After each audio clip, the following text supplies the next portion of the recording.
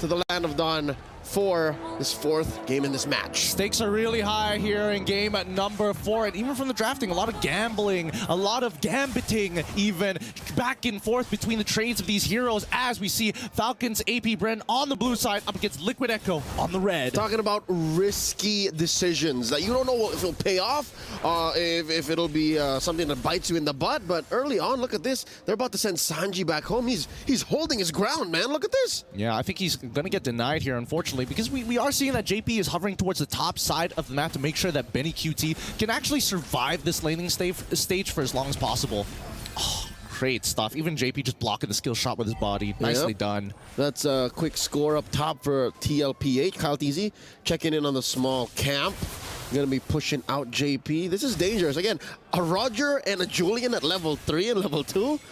Those are fully built heroes, kit-wise. But at least for TLPH, they're not making the same mistake that they did in the earlier stages, right? Hit level 3 and now you're in some trouble. But for the most part, I do think that from Falcon's AP Bren side, FlapTZ, we need to see him make a super play at some point. Because if he catches both Sanji and Benny QT in a single final slash, that could just be game over. By the way, folks, this is his finals MVP hero from Season 12 when they won that championship at the EVM Convention Center in Manila in the last quarter of 2023. So this is a very monumental hero for FCAP. Liquid Echo, on the other hand, a lot of comfort in them as well. Again, Carl TZ getting that Akai, even if we were hoping that maybe he would get his hands on an assassin. This is just Liquid Echo just putting their foot on the ground saying, you know, this is how we play.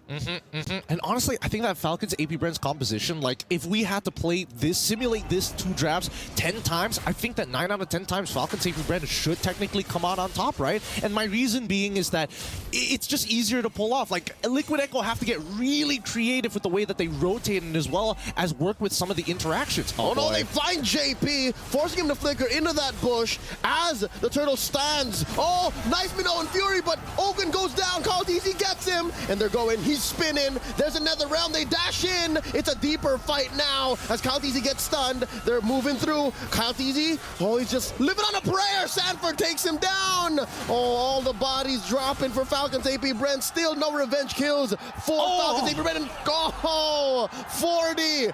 The Apex Predator. He's unstoppable. He keeps going, ends up with a double. He does it twice. He lands these executions every single time. Man does not miss. But honestly, at this point of time, it's great start for Liquid Echo. Let's look at this replay one more time, because honestly, when you do see Few drop down with the Netherrealm, that technically should have given an opportunity for the rest of FCAP to actually pull away. But I think they were getting a little confident that they could make something happen here and maybe trigger the Demonic Mark a couple more times so that FlapTZ to clean up that fight.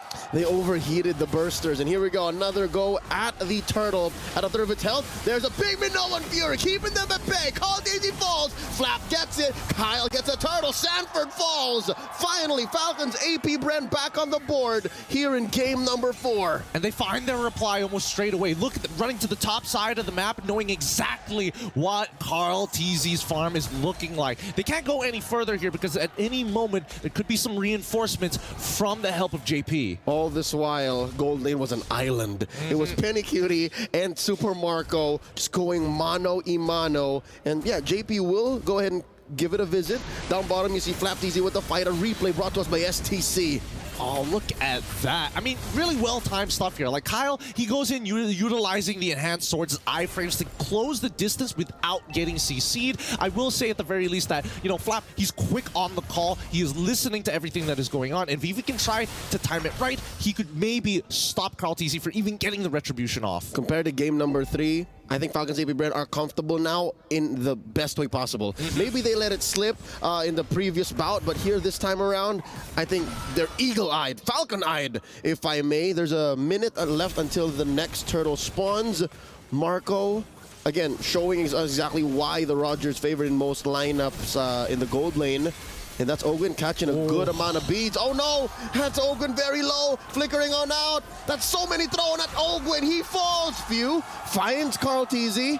He's too late to save his roamer. Yep, great coverage here. Great coverage here for the size of Falcon's AP, Bren. And the fact that they're purposefully delaying the position, revealing their positions. They're like, okay, Sanji, release the feathered airstrike now. Benny, QT, and JP start walking up. Carl, just sit in the bush for a couple of seconds and then walk out. So therefore, it's wasting Falcon AP Bren's time, right? Oh, maybe he's not there. Maybe we can walk up mid. Suddenly 4 people show up. Oh, shucks. We can't do it anymore. It's the delayed release. It's a limited drop culture. There's a shirt, there are shoes, there are pants. Oh no, I need the whole set. Now there's a fight breaking out up top. Sanji with the fair airstrike, a few volleys dropping. No one home for the final slash. Flapped easy. Vengeance 1, Vengeance 2. JP at half health, throwing a few wisps over to Flap Teasy's way. Few dueling with Sanford. Benny Cutie with the entropy.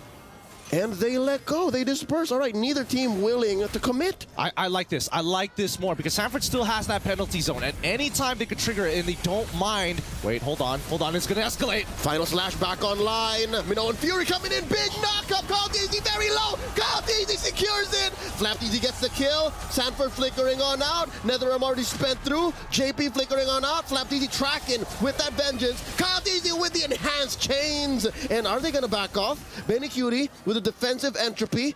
Just a few fires, a volley of basics just to push him back. That's a tier 1 pushed in mid for Falcon's AP Bren. A huge win for Falcon's AP Bren. Opening up mid-tier 1 is going to open up entire access to the jungle's top and bottom side of this map. Let's quickly look at the items, right? We do see the Blood Winnings purchase coming in specifically from Sanji. That's going to keep him alive for now. But at the same time, we've seen that just with the Genius Wand alone from Kyle TZ is enough to actually create a one-shot angle or at least chunk him down to that Super Marco can guarantee the kill. Whoa. Final slash on the Carl TZ. Everything but the kitchen sink thrown at the GOAT. Can he survive? Flap takes down his TZ Pro. That's unfortunate. That's real unfortunate. It looks like Falcon's AP Bren now looking at the weak link, and it might just be Carl TZ here because JP, he's not covering him. God. He's fine. He's fine. You could have gotten me confused between Flap and Kyle because Flap is acting like an assassin right now. He's dangerous, and not to mention that few. He's cutting corners. They're still going. The Minnow and Fury knocking them up. JP's going down. Benny Cutie first. That's a double kill for Kyle. That's insane. What a great play coming in from Falcon's AP Bren. They turned into turbo mode this time. Find the punish, extended, stretch him out like dough, just like in game 1 and game 2. Let's look at the replay because you can see, right? Oh, Benny, quickly. Oh, I got hit by everything. Purify. Kyle shows up. He's like, nah, nobody's getting out of this one. Just like how TLPH started in the early game with a delayed entry, again, the limited drop culture, they're also doing it here, but they're also integrating the extended box principle. They constantly move their box, mainly because of JP with the guiding winds, but after that, everything solved. Bub's your uncle. They have enough CC, enough reliable damage, and damage coverage. Yes, there's a lot of magic damage from both sides, but let's not forget Super Marco's here. Even Flap deals a good amount of damage with the Thunderbelt. Exactly, and that's why he's so dangerous, right? That's why this team continuously, look at them, they're chunking out Sanford. They got his flicker. Final slash displacing the Terizla, and there's Sanji coming in. Heavy spin, forcing out another realm. Kaldizi very low, put up against the corner. Sanford, can his BOS keep him alive? There's a vengeance, there's a dash. JP barely alive, down goes Sanford. Oh, down goes JP as well, 2 kills. Flap easy, forcing out an entropy. Can he take down Benny? The answer is yes.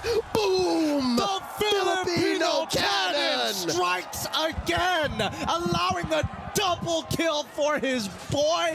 Phew, this game, high octane action here.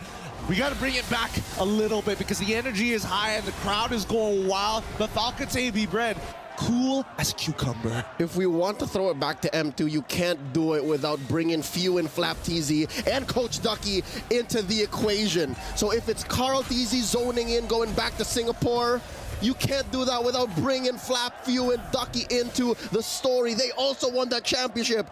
They also played out of their minds, and now they're doing the same. That's a almost 8K gold lead here at 9 minutes. It's wild. It's wild. This could be it. Falcon's AP Bren can close it out quickly on Liquid Echo on that next Lord push, but for now, it's about how much damage can they apply, because Liquid Echo, they still need a lot of scaling. We're not seeing Holy Crystals being purchased just yet, and until that point, Falcon's AP Bren might be a step ahead with the Athena shields already. I'll say 2 steps ahead. Carl Teasy picks up his own, and there is a synchronized wave in mid and up top. Holy Shield still online for Nevermind. It gets popped by that cart, and there's Sanji with a defensive, a feathered airstrike, and there's the entropy. Can they punish Falcon's AP Bren? Can they deny the inhibitor push? They're doing their best. Heavy spin, Few gets popped. Down goes Carl Teasy. They do save the turret. Mid still standing, another wave up top. Falcon's AP Bren relentless. Absolutely relentless. And more importantly, they're able to hold this high ground defense for a little bit long. Oh! They go in, and a Minoan Fury knocks him out, plus the change, plus vengeance on Sanford. That's it. Call it. Falcons AP Brenner moving on through the grand finals. GG, well played.